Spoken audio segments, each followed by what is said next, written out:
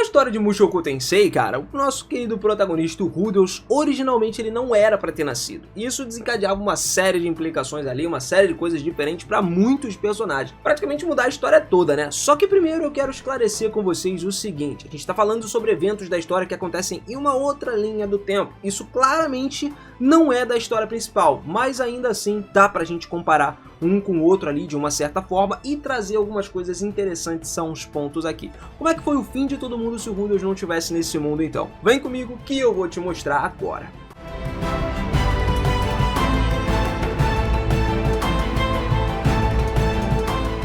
Fala, seus otakus, beleza? Eu sou o Minas e sejam muito bem-vindos a mais um videozão aqui do canal. E galerinha, olha só, bom, graças à experiência do Deus Dragão acumulando forma de conhecimento do mundo, né, do povo, através de centenas de loops revividos dele, né, nesse período, ele viveu isso várias vezes. Infelizmente, o Ostrich está preso nessa maldição para lutar contra o deus humano, o Hitogami. E por conta disso, a gente sabe que o Rudeus nunca existiu originalmente. Até falaram disso no final da primeira temporada, né? A Zenith e o Paul, na verdade, conceberam um bebê que nasceu morto. O Rudeus era pra ter nascido morto. Na real, aquilo ali era uma caixa, né? Era como se fosse um bebê sem alma. E a alma do Rudeus veio do outro mundo pra esse mundo agora. Isso sempre permaneceu constante. Não importa o que acontecesse, sempre acontecia a mesma coisa. Os eventos mundiais podiam mudar, às vezes pouco, às vezes muito, dependendo do evento, em parte devido ao efeito borboleta, né, causado pelas ações do Ostrich e também do Hitogami. Mas porque basicamente a intervenção do Deus Dragão é equivalente a um efeito dominó em ações que desencadearam várias outras coisas que afetaram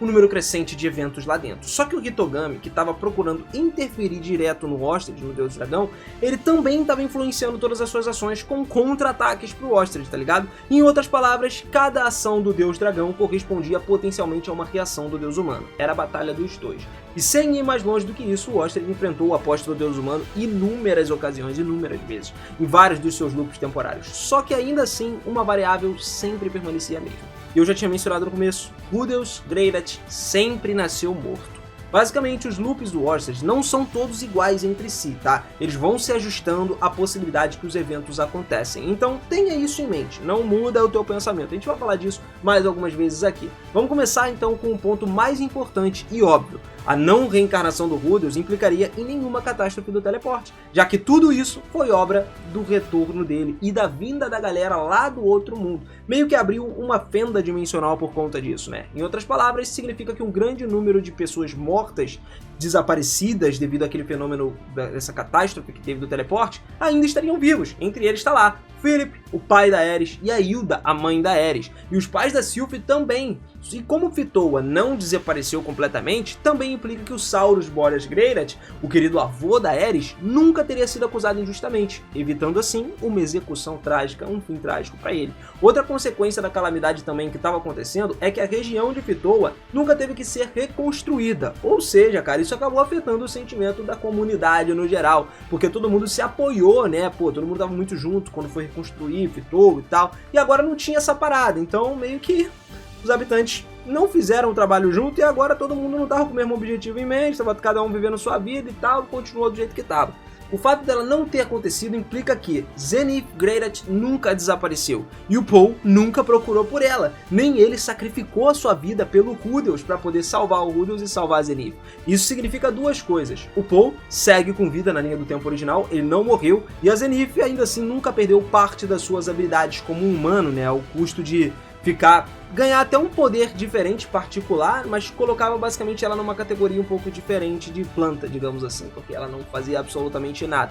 Então ela não teve essa parada. Mas olha só, o que a gente vai entrar agora é só uma mera especulação da minha parte, mas por que os membros, por exemplo, da antiga presa do Lobo Negro lá, que eram os aventureiros do grupo do Paul, nunca se reencontrariam com o objetivo de salvar a Zenith? Então eles provavelmente não fizeram nada depois disso, não fizeram as pazes. Eles se separaram em condições ruins e ficou por isso mesmo. E o Paul e a Zenith, agora que entra a parada que eu falei, né, acabam não se dando tão bem assim ao longo da vida, no final das contas. Talvez seja pelo fato de que, tipo assim, no mundo sem o Rudeus, o velho Paul aí e a Lilia tiveram um filho, a Asha continuou nascendo, né? Só que a Zenith talvez não tenha aceitado tanto disso, porque não tinha o Rudeus para remediar essa parada. Assim, a Asha também não aprendeu, por exemplo, o nível básico dos 6 tipos de magia, porque o Rudeus nunca ensinou a ela nenhum tipo de magia. Então ela acabou que não se tornou a vice-capitã de um grupo de mercenários que deveria se tornar, e nem lidou com montanhas de dinheiro, né? Tipo assim, as coisas começaram a fluir pra um lado completamente diferente mesmo. Tu já vê nítida diferença desde o início, né? Sem o Rudolph e com o Rudolph.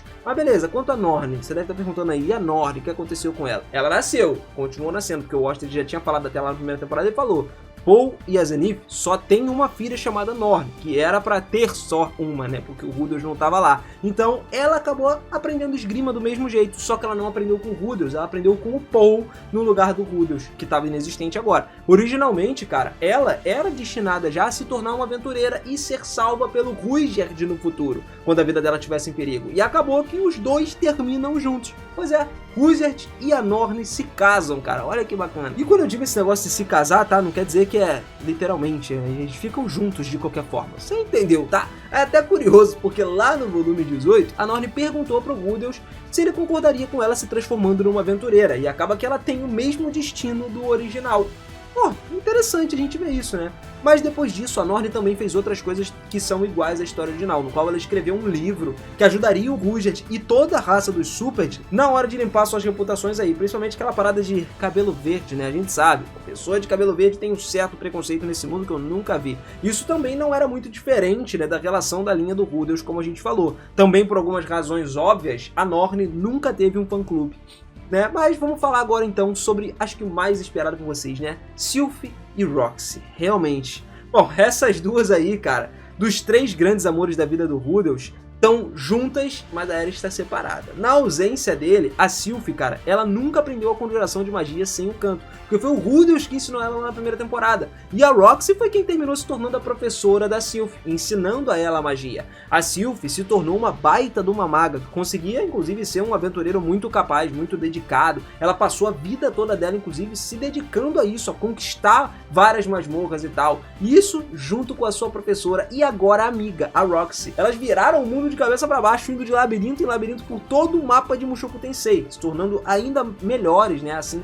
exploradoras de labirintos de classe mundial, conquistando o respeito de muitas pessoas. Literalmente elas eram famosas, né? Tinham um reconhecimento internacional por conta do que elas faziam. Outro detalhe é que a Sylph nunca se casou, tá? Ela viveu os seus dias como uma mulher solteira, e agora que ela compartilhou isso tudo com a Roxy, na verdade, a gente pode dizer que nenhuma das duas se casaram. As duas viveram grande parte da vida delas juntas, e assim como não se casaram, também não tiveram nenhum tipo de filho. Lembrando que tudo pode mudar de acordo com a realidade que o Ostertag vive. Eu já falei isso aqui antes, eu falei que ia repetir de novo. Ele viveu mais de 100 dessas realidades, e eu já vi inclusive uma história falando sobre elas terminarem com outros caras que eu não sei quem são, pode ser só uma fanfic, né? A internet hoje em dia tem dessas, tem tudo cheio de caô, mas beleza. Bom, no dia de mentira! De qualquer forma, é importante mencionar essa parada de elas não se casarem, por quê? Porque a catástrofe do teleporte nunca aconteceu, e o cabelo da Sylph nunca ficou branco. Isso significa uma outra coisa interessante também, que ela teve que lidar grande parte da sua vida com a discriminação por causa do cabelo verde dela. Isso é um estigma causado pelo fator Laplace e também pelos Supert, mas ela acabou conseguindo gerenciar isso tranquilamente, superar isso, até mesmo esculpir um nome pra si mesma, né? Aquele orgulho que ela tem.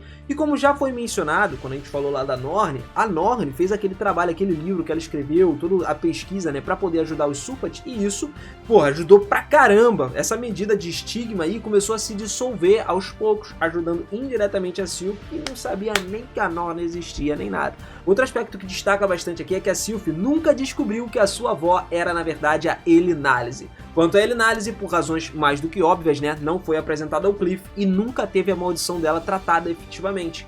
Então, tudo ficou num caminho completamente oposto. Como foi um dado extra, por exemplo, é fácil assumir que ela nunca pisou na fortaleza flutuante do Perubius, como provavelmente muitos outros personagens fizeram isso na linha do tempo do Rudolph normal. Agora, vamos pra Aerys, cara. O que aconteceu com a Aerys? A gente já viu o que veio com a Roxy e o que foi com a Sylph. E a Aerys?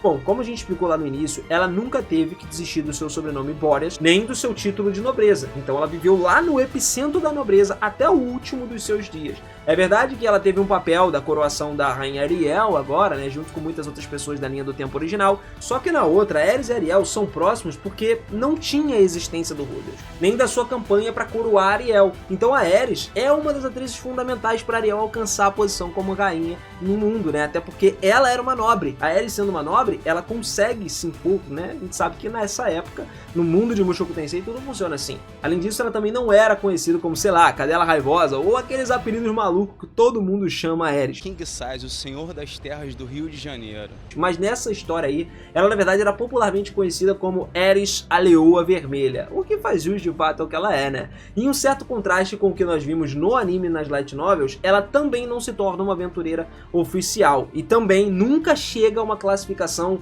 alta de espadas, nunca chega à classificação de transcender o santo da espada, por exemplo, porque nunca teve uma convicção, ela nunca quis se tornar tão forte para proteger o Rudels, porque ela não encontrou o Rudels para lutar junto com ele, com o Deus Dragão, por exemplo. E também nunca ficou ao lado do Rudels e o Rudgert depois do incidente de Fitoa, porque esse incidente não funcionou, então ela nem conheceu o Rudgert também.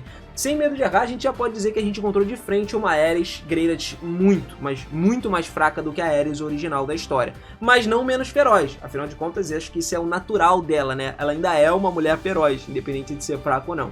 E sim, galera, Luke Greydent, como eu já tinha falado, o cavaleiro da princesa Ariel, era espancado repetidamente pela Ares toda vez que ele tentava cortejar ela. Padrão, ela fazia isso com o Rudels também, mas ele continuou insistindo até ficar cansado. E finalmente esses dois acabaram ficando juntos no final das contas. Parece que o Luke realmente fez a Ares se apaixonar por ele. Eu sei, muita gente não gosta desse ponto. Eu particularmente não gosto. Preferia ele tentando talaricar e tomando pancada pra caraca, depois o Rudels falando a verdade pra ele, igual a gente falou no outro vídeo. Mas outro ponto também que se destaca aqui pra caramba é que a Ares nunca conheceu a Roxy e a Sylph. Literalmente. Até porque a Sylph não foi teleportada e também não se tornou Pitts. Então ela não teve contato com a rainha Ariel ali. Se ela tivesse contato com a rainha Ariel, talvez ela conhecesse a Ares através da rainha. Mas ela não teve nem contato. E acabou que isso tudo nunca existiu. Então a gente pode afirmar que no mundo sem o Rudels era como se fosse um mundo blasfemo. Tá ligado? Já que a santíssima trindade das 3 maravilhosas esposas ali não era devidamente estabelecida, cada uma seguiu o seu caminho. E a gente não pode falar sobre a Ares sem mencionar a Ghislaine também. O que aconteceu com a Ghislaine? Nessa linha temporal, ela nunca aprendeu a contar, nunca aprendeu a fazer operações aritméticas básicas, nem a ler, nem os feitiços básicos. Então os seus dias, na verdade, continuaram ruins do jeito que eram. Possivelmente também ela nunca se tornou um dos 7 cavaleiros da Ariel, tá ligado? Agora, retornando para Galfarion, sem a intervenção da Ares na vida da Nina, né? Ela nunca teria se declarado a Gino Britz, e se passariam muitos anos até Gino pedir ela em casamento, cara. Isso influencia que não seria extremamente um jovem Gino que pediria ela em casamento, né? Que enfrentaria, por exemplo, o primeiro Galfarion lá para vencer ele, se tornando o deus da espada depois. Ele realmente lutou, na verdade, pela mão da Nina, pela mulher que ele amava, né? Se tornar o deus da espada era só uma parada secundária pro Gino. E eu entendo, eu também faria esse tipo de coisa, também lutaria porque eu amo. Quem não lutaria, né? Com certeza você também lutaria. E isso causou um sério golpe na confiança do Galfarion e finalmente na sua derrota também no final das contas. Antes da Ares e do Rudgert. Só que originalmente o Gino perdeu na primeira luta e depois de muitos anos de treinamento ele finalmente derrotou o Galfarion sem que ele perdesse o controle. Então, não só a garota não morre tão jovem, mas Gino também é destinado a se tornar o deus da lâmina e casa com Nina Farion, cara. Que maravilha! Como nenhuma catástrofe do teleporte aconteceu também, não existe outra pessoa importante para a história. Nana Roche.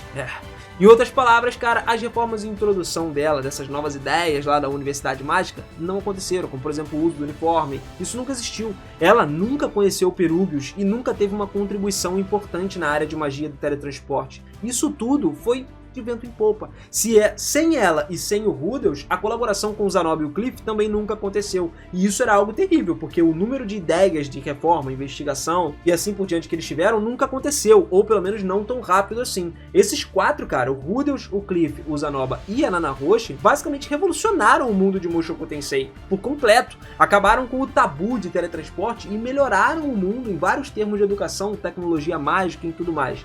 Literalmente, nesse aspecto aí, o mundo era muito pior sem eles. Agora, quanto ao Cliff e o Zanoba, já imagina tudo, né? Nada aconteceu com os dois. O Cliff nem sequer conseguiu a sua identificação do olho mágico aí, tá ligado? Isso reduziu bastante o potencial dele como pesquisador. Eu até falei com vocês no vídeo anterior, né? Como o golpe de estado do Pax e o estabelecimento de uma nova república, abolindo toda aquela monarquia, isso realmente aconteceu nas outras linhas do tempo. Mas em alguns casos essas coisas eram diferentes, são mantidas até, e outros detalhes acabam mudando. Às vezes um loop específico de certas coisas não acontecem, e nos outros loops acontecem. Então, a gente vai com as últimas coisas aqui, dos Greydent. Se o Rudels não existiu, significa que nem Lucy, nem Lily, nem Cristina, nem Lara, nem Ars, E assim por diante existiram, cara. Então, Rudolf não teve nenhum filho. As ideologias da Aliança dos Estados do Norte nunca teriam reivindicado a sua vitória, já que ele não existiu. E o mesmo que o Rudolf não existisse pro Ostred, isso não era o fim. A derrota parecia ser constante depois de 200 loops de tempo. O Deus Dragão parou de contar quantas vezes ele já tinha partido disso. E em cada um desses loops, o Ostred perdia, perdia e perdia. Ele não conseguia encontrar uma solução para ele derrotar o Hitogami. E que apesar disso tudo, do enorme poder que ele tem na vida toda, tem coisas que a gente não tem como obter nem mesmo falando com a maior força do mundo, tá ligado? Na realidade é que o seu maior inimigo sempre foi a solidão. O Ostred passou muito tempo na solidão por conta dele ser uma pessoa muito forte. A gente viu ele solitário pra caramba no mundo quando ele encontrou com o Rudolf da primeira vez. E olha só que ele ainda tinha Nana Roxa, imagina se ele não tivesse, porque ela não veio pro mundo agora, era pior ainda. E aquele aspecto da solidão em todos na história de Mushoku Tensei termina por ele perder o protagonista. Só que com o Rudolf chegando no mundo, graças a isso, ele consegue viver, ele vem pro mundo e vê o mundo de uma forma diferente. O Ostred acabou alcançando o que nem mesmo milhares de anos dele ele conseguiria alcançar, que foi a vitória contra o Hitogami, porque o Rudolf foi quem fez isso acontecer. E essas foram todas as coisas que aconteceram nos principais personagens de Mushoku Tensei se o Rudolf não tivesse nesse mundo, cara. Eu quero muito saber se você já imaginava que isso tudo ia acontecer. Tu já tinha uma ideia ou, mano, pirou o cabeção com esse negócio? Ainda ficou surpreso com essa história? Manda aí nos comentários que eu quero muito ver o que você vai falar pra gente poder continuar essa conversa aqui lá, né? A gente sempre continua pelos próprios comentários. E agora, meu bom, se inscreve no canal e ativa esse sininho. Manda bala, cara. Só clicar aqui do lado. Clicou na bolinha aqui do lado ou então no botãozinho inscrever-se aí embaixo e não perde tempo. Clica no sininho também. Não tá muito longe de você, cara. Porque assim você fica ligado sempre que sair vídeo novo, porque a gente vai estar falando muito aqui no canal ainda de Mushoku Tensei, entre outras obras, que a temporada nova tá chegando e eu te vejo lá, cara. Quero você comigo para acompanhar vários animes novos dessa temporada, incluindo novidades e continuações também. Aquele forte abraço, beijo no coração e eu te vejo na próxima. Valeu!